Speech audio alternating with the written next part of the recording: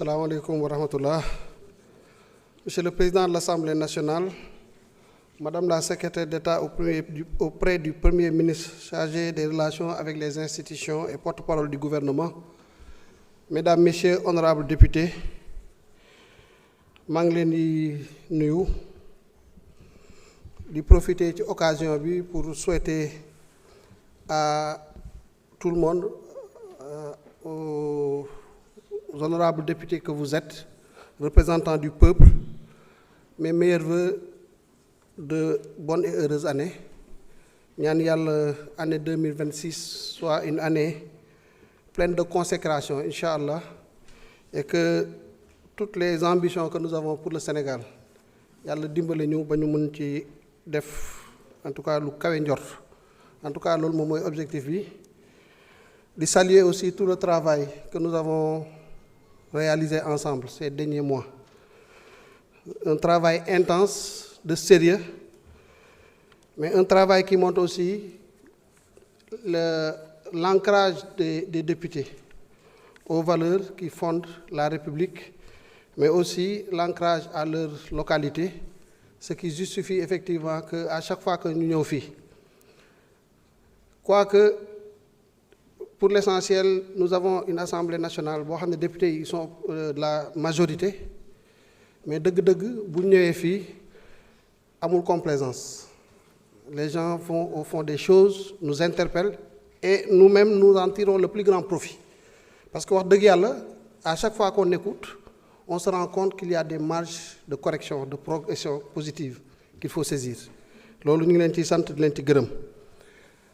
Li waral loi de finances rectificative bi nga xam ne mooy deuxième loi de finances rectificative ci année bi, c'est pour répondre à des exigences yoo xam ne Assemblée nationale moo ñu ko njëkk a imposé. À chaque fois qu'on est venu ici, on nous a interpellés sur des sujets importants yoo xam ne on a la responsabilité de travailler à y apporter des réponses. Loolu, ce n'est pas en contradiction avec les dispositions légales et réglementaires. Wax nañ fi la loi organique relative aux lois de finances, la loi organique 2020-07, qui dans son article 47 prévoit les conditions yi ñu mën a demee vers une loi de finances rectificative. Bu ñu xoolaatee dinañ gis ne li ñu tax ñu ñëw fii nii dafay dugg ci li loi bi prévoir. Lan moo tax? On l'a rappelé, du ñu ci insister trop, mais baax na pour ñi ñuy déglu sénégalais yi seetaan ñu xam lan moo waral loi de finances rectificative bi. Ndax budget da nga naan déwén 2026 par exemple, nous venons de boucler le vote du projet de loi 2026. Déwén am naa yaakaar ne lii laay am ci xaalis, fii laa ko bëgg a def, déficit bii laa ciy am, nii laa ko bëgg a financer.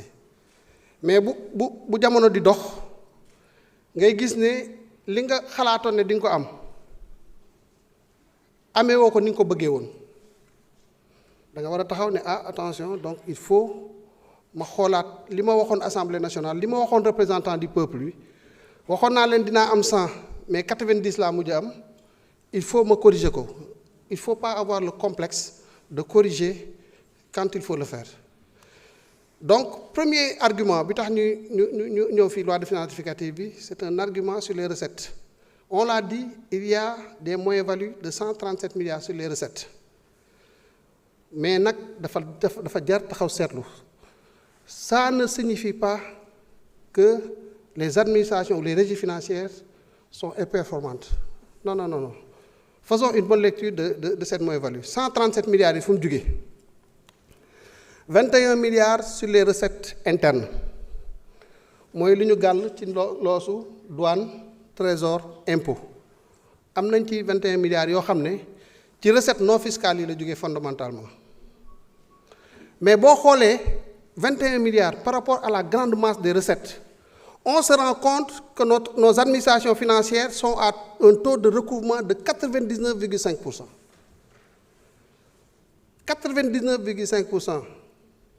Ce n'est pas de l'imperformance.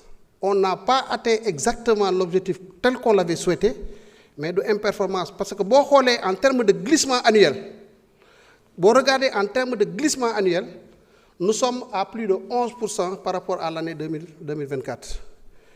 loolu mooy li honorable député yenn yi souligné. Vraiment, faisons attention sur cette question-là. Nous sommes sur les recettes sur les recettes externes. Les recettes externes ont deux composantes.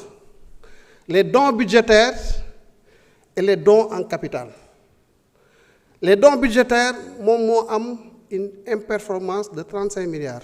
Soit c'est vrai. Dons budgétaires, nous avons une imperformance parce que nous n'avons pas de programme avec le Fonds monétaire international. Ça ne signifie pas que l'image du Sénégal est écornée, voilà en réalité nous sommes en perte de vitesse. Et même si l'image du Sénégal est écornée, disons-nous quand on est écorné. Qu'est-ce qui a été à l'origine du fait que les discussions avec le Fonds monétaire nous relancent? Ce n'est pas le Fonds monétaire qui a arrêté le programme que nous avions. Il faut que ce soit clair. Ce n'est pas le Fonds monétaire. Je le dis ici, je le dis même en français, c'est nous qui avons regardé, qui avons fait un travail que la loi nous a exigé. Nous avons fait des résultats, nous avons communiqué. On s'est dit que par responsabilité, on va aller vers nos partenaires, nous avons la vérité, après l'avoir dit à notre peuple. Quelle que soit la situation, nous allons corriger. C'est exactement ce qui s'est passé. Donc, si on dit aujourd'hui qu'on n'a pas de programme, les dons budgétaires ne sont pas venus, nous allons ajuster.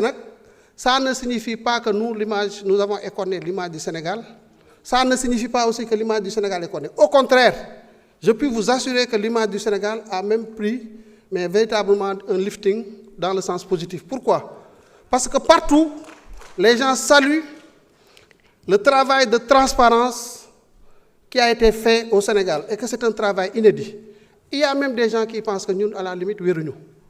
Parce que nous, sur la table, sur la place publique, ce n'est pas question de texte sur la place publique. Vous savez, je vais vous dire quelque chose de clair.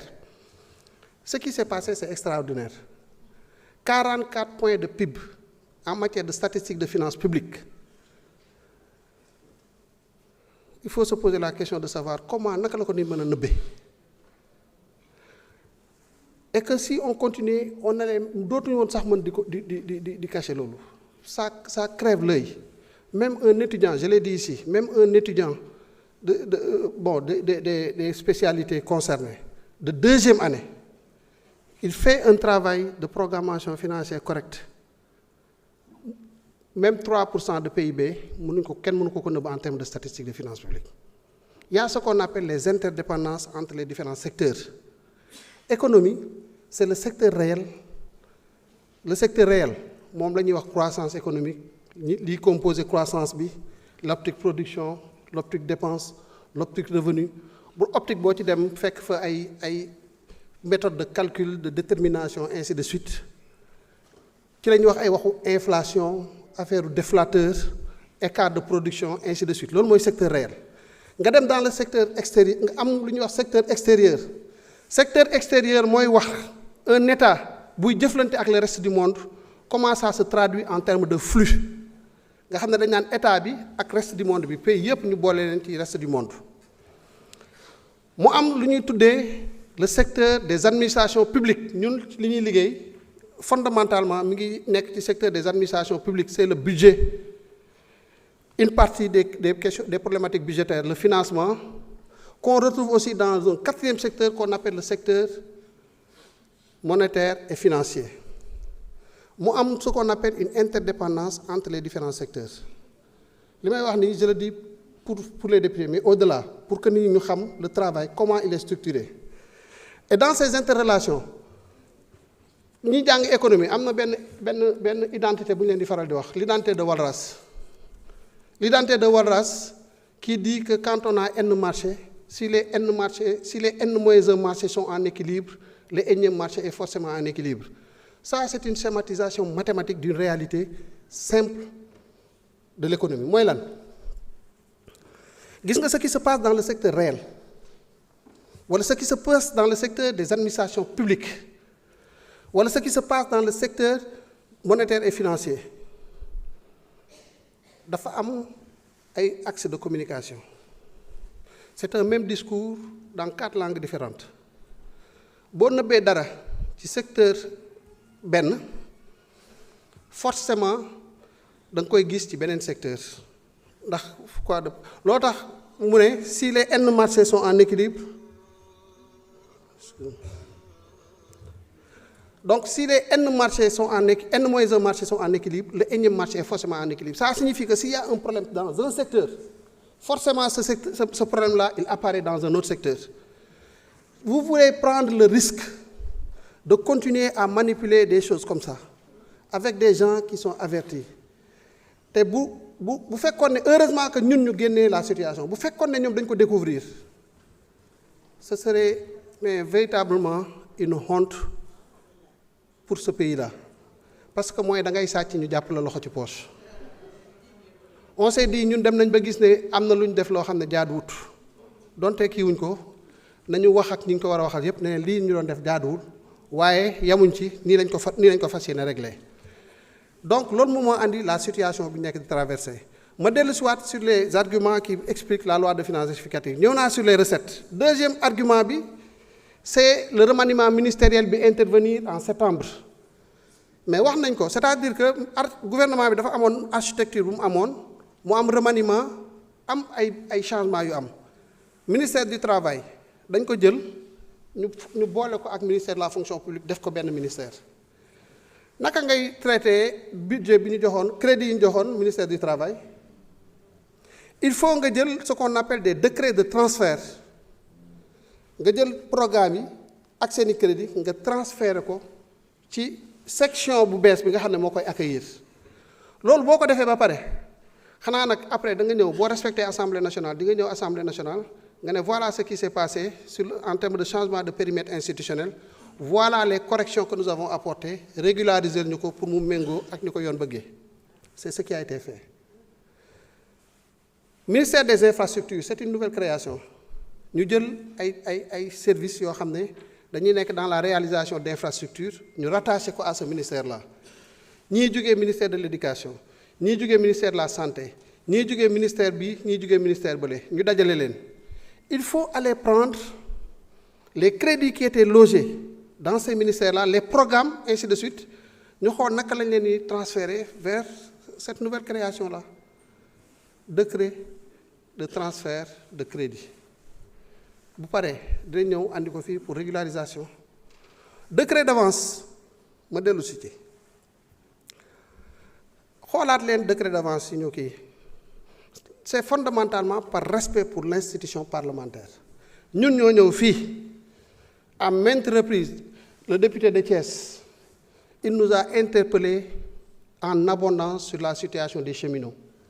Le député honorable Guy Marius Sagna, mais Daouza, nous interpellé sur ces situations. Nous avons il y a encore possibilité de retravailler effectivement ce budget-là dans le cadre de décrets d'avance, parce que dans les décrets d'avance aussi, pour les faire, il y a des crédits qui ont des institutions, des départements, des services, notamment dans le cadre des projets financés sur ressources extérieures. Nous pouvons exécuter, mais nous avons une exécution que le rythme d'exécution ne leur permettra pas d'absorber la totalité des crédits qui ont été mis à leur disposition. Est-ce que vous avez fait ça? Alors que par ailleurs, il y a des services qui sont en train de dérouler et qui font véritablement un travail remarquable et pour des dépenses urgentes. Nous, on retravaille cela, on va prendre les crédits en excédent qui services, excédent parce qu'ils n'ont pas la capacité d'absorption nécessaire d'ici la fin de l'année. Nous avons des services qui non seulement ils ont la capacité d'absorption, mais réaliser une possibilité de réaliser tout en restant sur le même solde budgétaire, tout en gardant l'équilibre budgétaire. Voilà ce qui explique fondamentalement cette loi de finances rectificative. Moi, je vous commission, nous n'étions pas tenus de présenter une loi de finances rectificative. Parce que la loi, pour les décrets d'avance, l'article 23, pour l'article 47, pour les autres, il est possible, parce qu'on parle juste de loi de finances, d'une loi de finances. Maintenant, la loi de finances initiale, loi de finances, Loi de finances rectificative, c'est une loi de finances, mais loi de règlement aussi est une loi de finances. On aurait pu, dans le cadre d'une loi de règlement, def affaire bi, ajuster li ñuy ajuster, soumettre ko. On serait en phase. Mais dañoo gis ne quoi que liggéey boobu moo gën a métti parce que c'est vrai suñu amoon li ñu gënal dañuy jox suffisamment de temps mais regardez ce qui s'est passé tout au long de ces derniers mois, de ces dernières semaines. On était là, on travaille sur beaucoup de choses, mais on continue à travailler aussi sur d'autres documents. Bu ñu toogee fii di kii parfois ñu ngi liggéey ci leneen mooy c'est la loi de finances rectificative là. Donc nous on a accepté même une surcharge de travail mais pour au moins ñu nekk en phase avec la transparence qui est une exigence parlementaire. Nous avons voulu faire ce travail-là pour renforcer la crédibilité de la démarche que nous avons entreprise avec le Parlement, mais nous le faisons aussi pour crédibiliser notre stratégie de consolidation budgétaire, parce que nous réaffirmons que engagement yi ñu jëloon ci faire baisser le déficit budgétaire, nous allons les respecter, war leen ne ci loolu lañ nekk. Donc voilà la loi de finances rectificative. Du point de vue légal, nous sommes totalement en phase.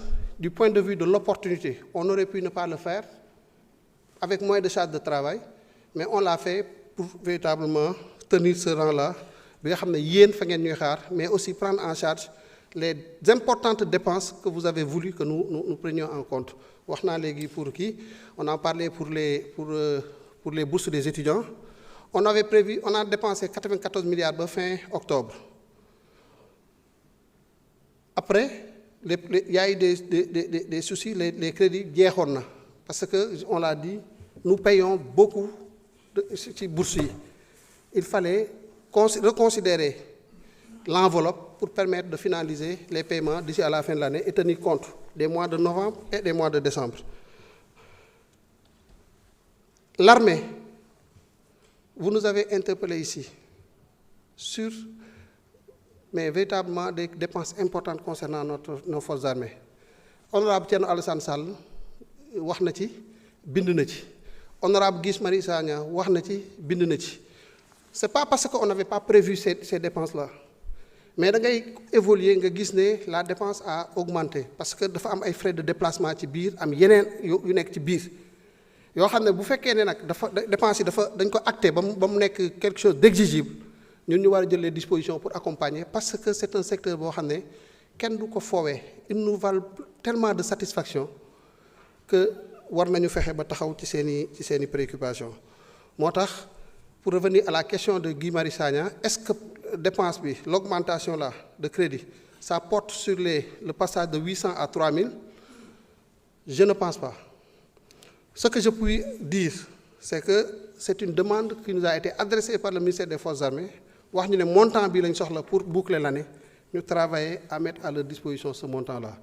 Maintenant, nous allons continuer à discuter effectivement avec les forces armées sur l'opportunité, comme nous le faisons très souvent avec les différentes interpellations yi ñëw, comment effectivement améliorer justement cette préoccupation qui est très légitime et que vous avez porté à notre attention. Am na question bu am solo bu fi ñëw, député yu bari wax nañ ci, ki ci mujj mooy l'honorable député président du groupe Ayib Daffé sur l'indemnité de logement. Adama Diallo ñëwaat na ci et bien d'autres. Sur l'indemnité de logement, c'est vrai, c'était un engagement de l'État dans le cadre du pacte national de stabilité sociale. Defar nañu décret bi, jaar na ci yoon bi, amoon na ay événements yu taxoon mu dellu siwaat dem ay aller-retour.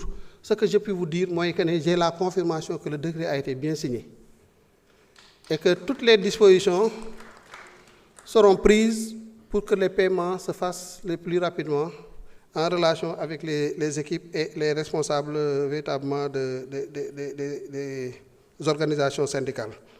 Donc voilà ce que je voulais dire par rapport à cette question-là. Sur la baisse des dons, wax naa ko léegi dons budgétaires yi wàññeeku nañ de 35 milliards, c'est pas un problème. Nous n'avons pas encore de programme avec le FMI. Ñu bari ñuy def ay dons dañuy basé wu sur les rapports que tu as avec le FMI. Avec le Fonds monétaire, nous n'avons aucun problème. Avec le Fonds monétaire, nous n'avons aucun problème. nous travaillons sereinement. Xam nga wax naa ko fii kun dobin rayoon sa maam boo gisee lu ñu da ngay daw. On a travaillé très souvent sur des bases d'informations, de statistiques erronées. Liggéey bu ñu defati ak ñoom ils prennent le temps di ko xool di ko xoolaat. Nous prenons le temps à chaque fois qu'ils ont besoin de quoi que ce soit sur ces questions-là que ñu liggéey ak ñoom. L'idée c'est quoi? C'est pas par rapport à qui que ce soit, c'est par rapport à nous-mêmes. C'est un besoin de respectabilité d'abord, avant d'être un besoin de quoi que ce soit. Nous voulons cette crédibilité bi ñu yàgg a xamal ñu retrouver ko nu ñu koy recouvrer mooy lu ñu wax ñu xam ne du nekk luy deñ yàlla xëy na rek moom la ñuy wax ne moom moo amee kii boobu waaye au moins autant que faire se peut booy wax luy deñ tamit mu bañ a nekk ci loo xam ne yow ci yow la dépendre nga xam ne sa coobare nga fexe ba sa wax deñ donc loolu moom mooy liggéey bi nga xam ne moom la ñuy def ak le Fonds monétaire. Il y a eu des évolutions au niveau du Fonds monétaire. Les discussions se passent très bien. On a stabilisé sur beaucoup de choses, sur les mesures de réforme. Sur les mesures de réforme, aujourd'hui, on est en phase. Sur la correction des données, nous sommes en phase. Sur les questions budgétaires d'endettement, nous travaillons vers une stabilisation.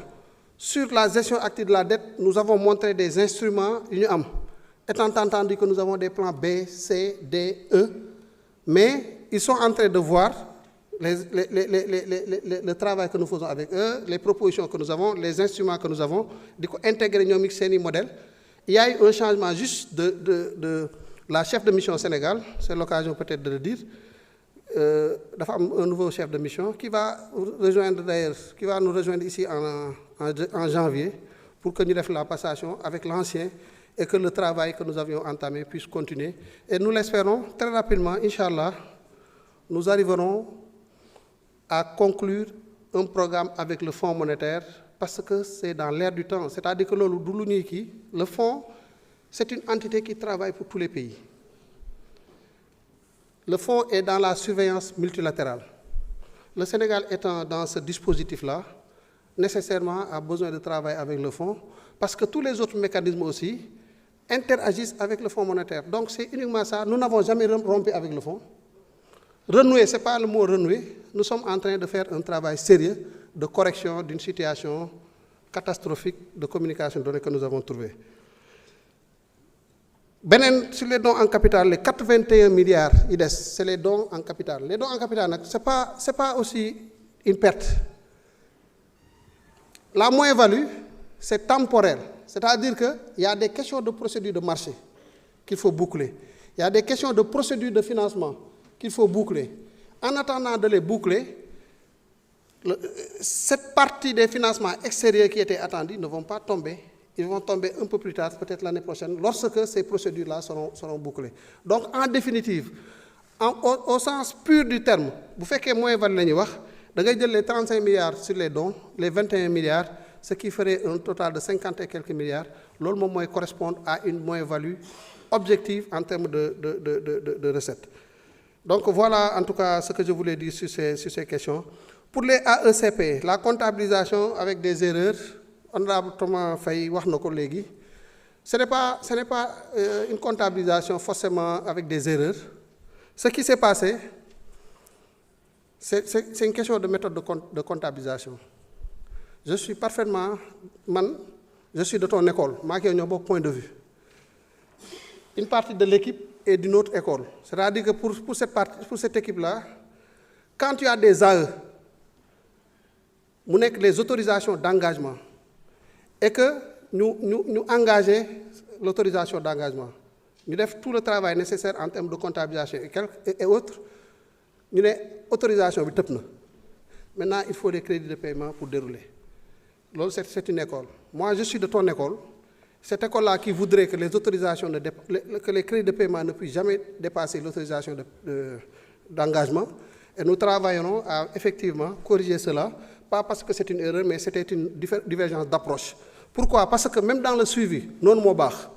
Parce que dans le suivi, nous me permettre, moi, d'avoir une autorisation d'engagement, de suivre dans le temps et au fil des années comment il va baisser, jusqu'à ce que le crédit de paiement égalise l'autorisation d'engagement, ce qui signifie maintenant la disparition de ces grandes masses. Donc c'est exactement ce qui s'est passé, mais avec les équipes, nous travaillerons à prendre ces corrections-là et à rendre le document beaucoup plus conforme à notre préoccupation. Peut-être que si Massamba Dieng était ministre des Finances, il allait continuer avec l'ancienne méthode, parce que lui, il est de cette école. Mais je pense que nous avons le privilège de pouvoir administrer de cette façon-là, parce que ça nous garantit effectivement aussi une traçabilité claire de l'évolution des autorisations d'engagement comparativement et au crédit de paiement. Il y a une préoccupation sur la LFR ci fin d'année bi. Par exemple, on est aujourd'hui le 30, modification yi ñuy def naka lañ koy exécuter. Am na ci yoo xam ne exécuté nañ ko à travers les décrets d'avance qui nous ont permis d'y aller. Am na ci yoo xam ne exécuté guñ ko. Mais il y a ce qu'on appelle la journée complémentaire en comptabilité, que ce soit budgétaire, financière, en tant que comptabilité, même Syscoda et autres. La journée complémentaire ici, c'est-à-dire que toutes les opérations arrivées après la fin d'année, on peut continuer à les exécuter jusqu'au 31 janvier. C'est ce qu'on appelle la journée complémentaire. Donc on va continuer. 31 décembre, mooy date bi, mais effectivement, comme les comptables le savent, am na lu ñu tuddee les travaux de fin d'exercice yoo xam ne da ngay continuer di ajuster ay affaires di jël compte des dernières choses qui sont intervenues jusqu'à la dernière minute et après nga mettre à jour sa comptabilité. Sur les APE, bon, les APE c'est mën nañ ci discuter lu bari de on peut beaucoup discuter, mais est-ce que les gens ont d'abord d'autres possibilités, d'autres opportunités dans les mêmes conditions? Qu'est-ce qui a créé cet environnement-là? Vraiment c'est de j'allais dire pas de l'ingénierie, mais nit bu fekkee da nga ñëw ci contexte boo xam ne contraintes yi nga fi fekk, tu t'adaptes au contexte et tu fais en sorte que les objectifs qui sont les tiens, que tu puisses les obtenir, que tu puisses les atteindre. Si on n'était pas dans les APE, est-ce que nos besoins de financement dinañ ko mën a couvrir? Mais ce n'est pas que les APE. Et ne pensez pas que li ñu tiré yépp ci marché financier régional bi lañ ko jëlee. On a approfondi le marché financier régional. On a utilisé des instruments qui nous ont permis d'aller puiser des ressources extérieures, mais de les faire passer et de profiter de l'intérêt que nous donnent les ressources de la zone monétaire commune. Les ressources des TRS, le TRS c'est un instrument du marché secondaire avec un certain nombre de caractéristiques qui nous a permis d'aller prendre des ressources extérieures qui ne sont pas des ressources de la zone, encore une fois, de l'UEMOA. Nous jël leen ñu boole leen ci ressources zone monétaire bi en les faisant passer par des acteurs institutionnels, bancaires, ainsi de suite de la zone, et puis loolu lañ tuddee l'approfondissement du marché financier régional. Loolu tamit c'est une chose importante qui nous a permis de couvrir nos besoins, mais en étant en phase avec notre stratégie d'endettement, ba pare de ne pas avoir recours à un financement en devise, avec tout ce que cela représente comme incertitude et autres. Donc là aussi, je veux vraiment rassurer. Ensuite, dire que nous n'avons pas crevé le plafond du potentiel dans ce secteur-là. Et nous envisageons de continuer à améliorer le matelas financier du marché régional. Parce que c'est ça aussi, nous épuisons, nous essayons de faire en sorte d'avoir d'autres ressources que nous amenons dans ce marché-là pour permettre effectivement à ce que ce marché soit beaucoup plus solide et nous permettre davantage de puiser en attendant d'améliorer la situation. Et je le disais ici, nous avons beaucoup d'instruments que nous utilisons et qui nous permettront nécessairement, dans un horizon le plus raisonnable possible, que nous puissions retrouver toute la crédibilité vis-à-vis des marchés et de pouvoir continuer à aller mobiliser des ressources sur les marchés, que ce soit les soukouk, que ce soit les panda bonds, que ce soit les samouraï bonds, mais que ce soit aussi les eurobonds, parce que tout ça c'est un potentiel que nous devons exploiter et nous mettons tout en œuvre pour aller vers la saisie de ces opportunités de financement-là.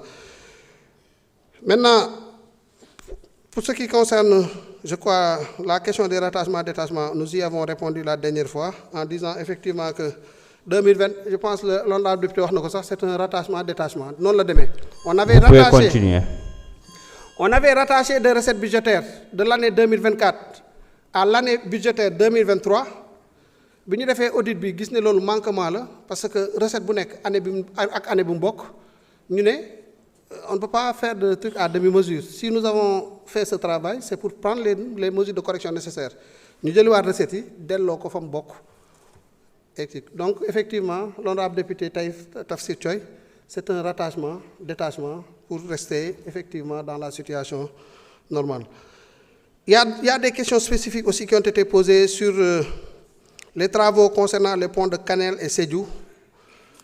Donc les réponses sont là. Les travaux du Dande Mayo s'inscrivent dans le cadre global du programme de désenclavement des zones agricoles et minières. Le coût global est de 40 milliards 300 millions, financé par la BOAD pour 15 milliards, le Fonds saoudien pour 25 milliards 300. Le financement BOAD est à 31% d'exécution. Les travaux étaient à l'arrêt avec les modifications proposées par le Laboratoire national des travaux sur la structure de la SOCE. Et cette situation a entraîné des modifications qui n'ont pas eu d'incidence financière. Les ordres de service ont été donnés pour la reprise des travaux. Pour le lot financé par le Fonds saoudien, les travaux sont à l'arrêt partiellement. Maintenant, les dispositions ont été prises par rapport un peu aux causes qui ont motivé ces retards-là. Et très rapidement, au courant de l'année 2026, les travaux pourront être repris et certainement portés à leur terme. Sur la question du recrutement, Tafsir Thioye moo ko laaj léegi par rapport effectivement à la variation des plafonds d'emploi rémunérés entre 2025 et 2026. J'avais donné l'effectif qu'il a rappelé lui-même ici. Maintenant, pour 2026, nous prévoyons des recrutements au titre de l'année 2026. Primature, 194 élèves pour l'École nationale d'administration. Le ministère des Forces armées prévoit de recruter 4 391 agents. Le ministère de l'Intérieur, 2 796. Le ministère de la Justice, 850. Le ministère des Finances, 200 agents pour la douane notamment.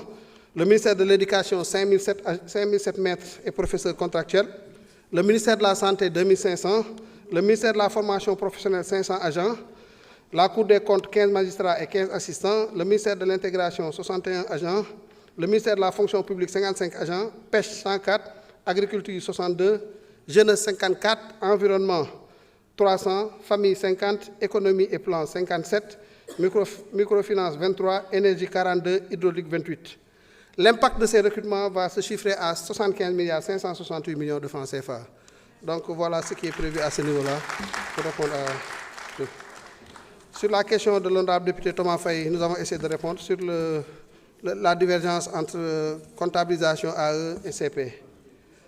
Pour Ibrahim Mbeng, contrôles douaniers réguliers sont effectués sur les cargaisons de produits périssables. C'est vrai, mais c'est pour des raisons de sécurité pour l'essentiel.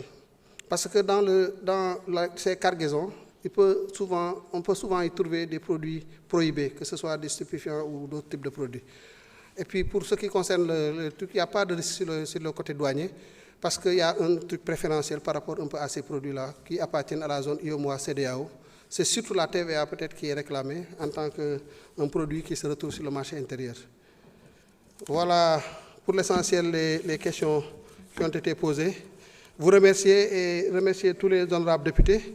Je l'ai dit hier, nous, ministère des Finances, nous nous sentons très bien à l'Assemblée nationale parce que, quelle que soit l'intensité des débats, nous avons, je l'ai dit exactement comme tel hier, l'intelligence de comprendre que l'outil Bari, c'est des sujets qu'il faut aborder pour d'autres considérations, mais fondamentalement, sur le contenu et l'importance du travail que nous faisons, je pense que c'est à l'unanimité que les honorables députés soutiennent les services du ministère des Finances et du Budget. Et pour cela, nous vous remercions profondément avec toutes mes équipes. Je ne saurais aussi terminer sans les remercier et les féliciter aussi pour l'accompagnement et le travail de qualité qu'ils abattent à mes côtés.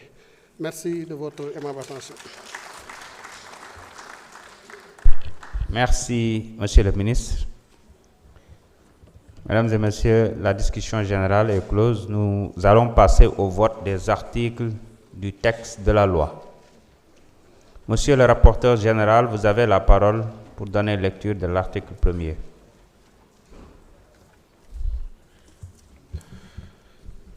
Merci, Monsieur le Président. Alors, pour la première partie, données générales